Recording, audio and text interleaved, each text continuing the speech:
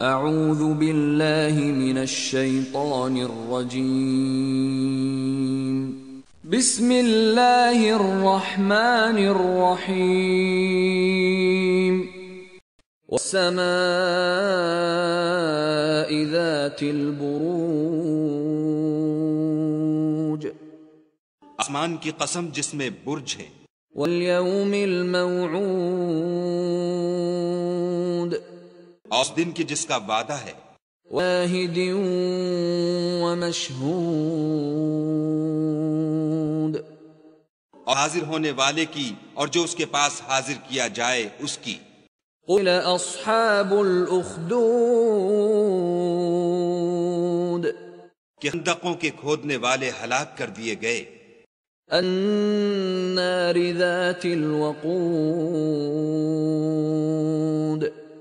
یا آگ کی خندقیں جس میں ایندھن جھونک رکھا تھا، اذ هم علیہا قعود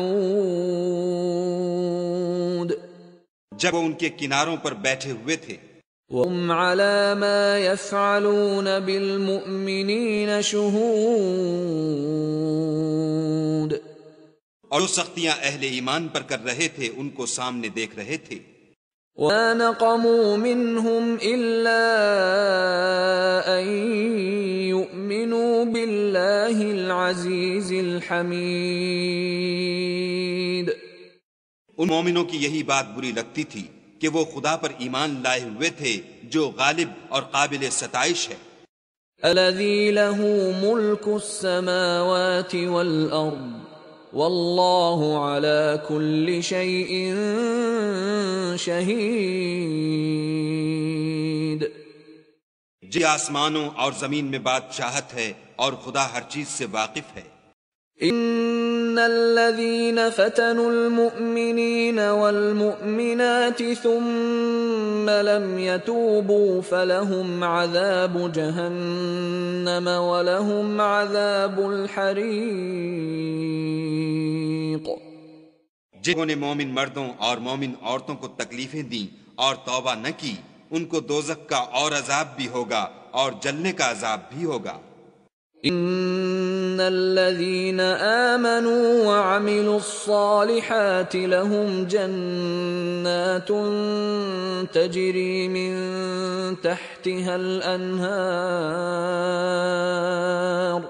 ذلك الفوز الكبير۔